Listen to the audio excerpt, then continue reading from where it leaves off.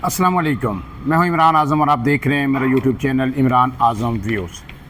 नाज़रीन, आज बात करेंगे हम एक मरतबा फिर जो ख़बर सामने आ रही है, जो सरफेस हो रही है, जो इस्लामाबाद के इस वक्त पावर कॉरिडोर जो हैं या सियासी बैठकें जो हैं उनमें बड़ी तेज़ी के साथ वो गर्दिश कर रही है कि एक मरतबा फिर हुकूमत और अपोजिशन के दरमियान, बिलखुसूस तहरीक इंसाफ के दरमियान बामानी मुज़ाकरात शुरू होने को है। क्या ऐसा मुमकिन है? और क्या इमरान खान से अब की बार जो मुज़ाकरात शुरू होंगे, अगर वो होंगे तो फ़ैसला कुन होंगे, वो नतीजा खेज़ होंगे?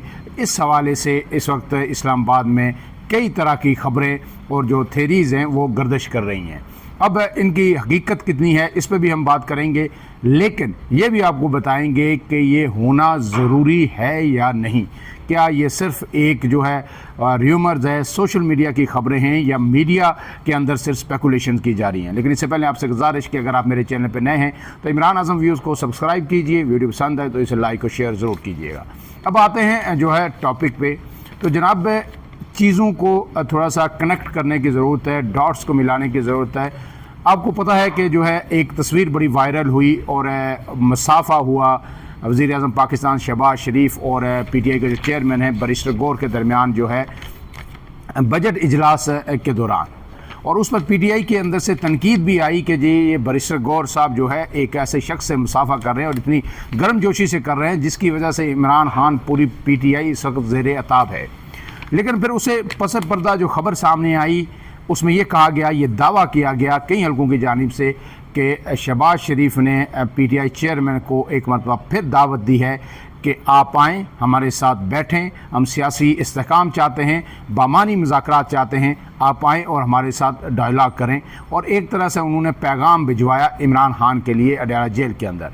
इसके साथ साथ फिर राना सनाउल्लाह भी मैदान में आए और उन्होंने बाकायदा ये क्लेम किया कि हम जो है PTI से बामकसद और बामानी मुज़ाकरात चाहते हैं और हम उसके लिए तैयार हैं।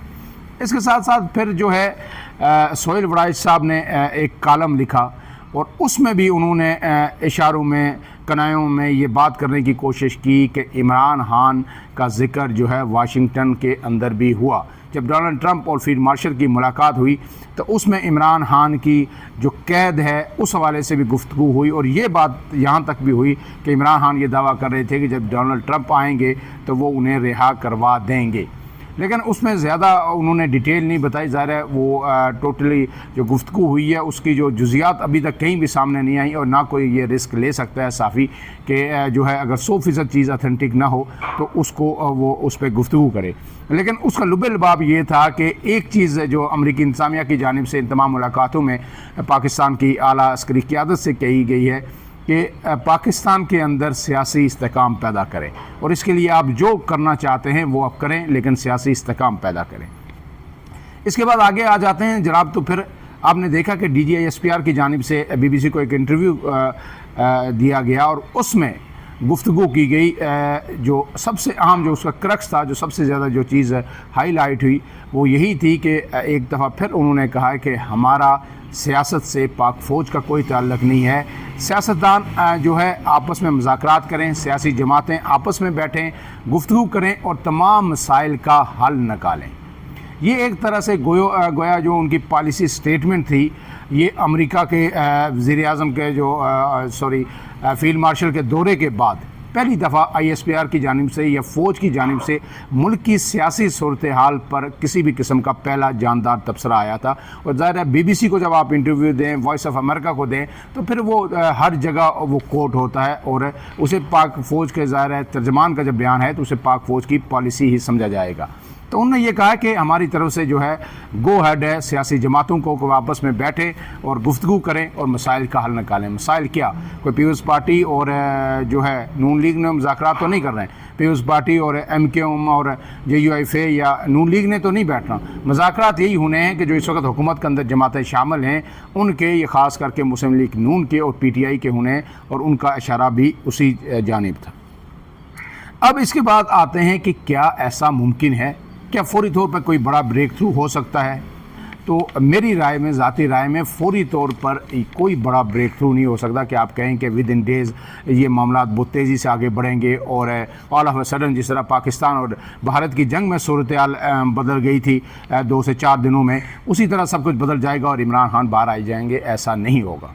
लेकिन ये ज़रूर हो सकता है कि मुज़ाकरात शुरू हों और अब की बार जो मुज़ाकरात हों वो बामानी हों, बामकसद हों। उसके पीछे कई लॉजिक्स हैं जो मैं आपके सामने रख देता हूँ। आपका उससे इत्फाक करना ज़रूरी नहीं है, इख्तिलाफ राय भी आप उसे कर सकते हैं और अपनी जो कमेंट्स की सूरत में बता भी सकते हैं। अब बात यह है कि नून लीग को क्या ज़रूरत है इस वक्त कि वो मुज़ाकरात करे, जब इमरान खान कमज़ोर तरीन विकेट पे है, कहीं भी जो है उन्हें कहीं से मज़ामत नहीं है, स्ट्रीट पावर उनकी ख़त्म हो गई है, तो अंदर जेल में बैठे हुए हैं। तो नून लीग को तो चाहिए कि जितना अरसा हुकूमत कर सकती है इमरान खान अंदर रहें, लेकिन ऐसा नहीं है।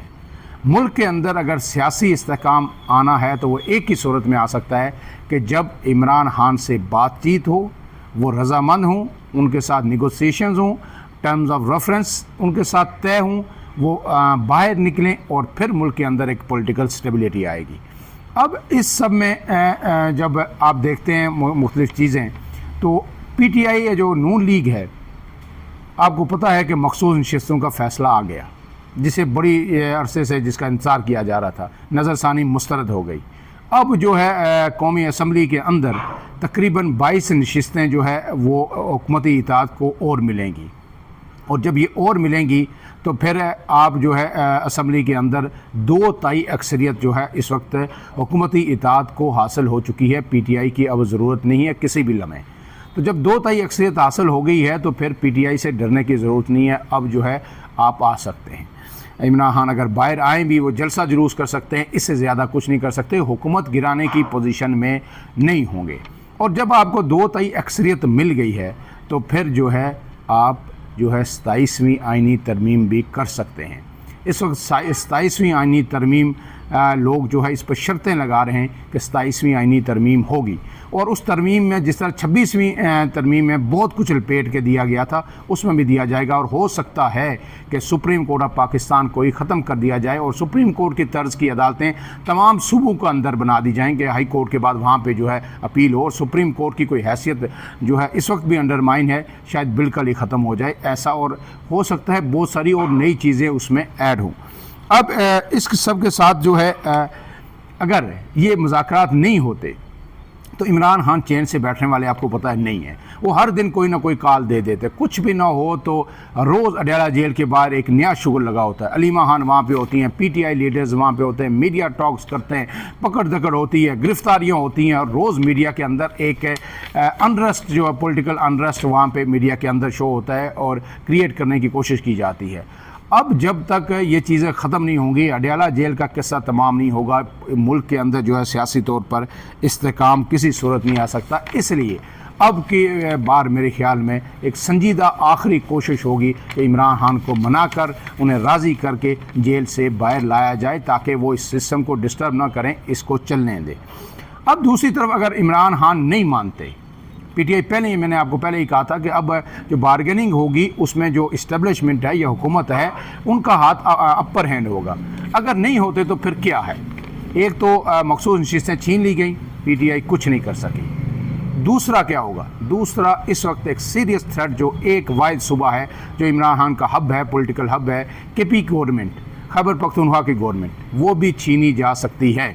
वहाँ पे एक बड़ा ग्रुप आज़ाद है और वो PTI के साथ है, लेकिन 35 लोग हैं वो लोग, और अगर वो लोग उनको मिला के PTI की इस वक्त जो 145 का ईवान है खैबर पख्तूनख्वा की असम्बली में, उसमें तादाद है 93, और अगर 35 उसमें से बाहर आ जाते हैं, वो अलग हो जाता है धड़ा PTI से, तो PTI आ जाएगी 58 पे, 58 पे।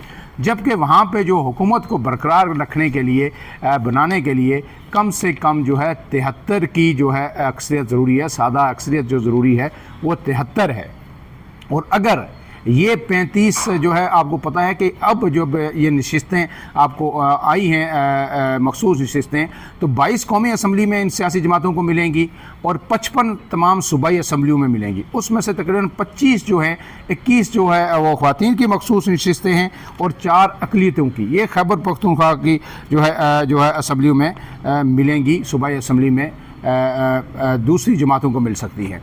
अब जो इस सब के बाद अगर KPK के अंदर ये 35 लोग अलग हो जाते हैं और ये आके शामिल हो जाते हैं, जो इस वक्त अपोजिशन है, कई जमातें हैं, थोड़ी थोड़ी उनके पास सीटें हैं, उनके साथ शामिल हो जाते हैं, तो जनाब अपोजिशन की तादाद हो जाएगी 87।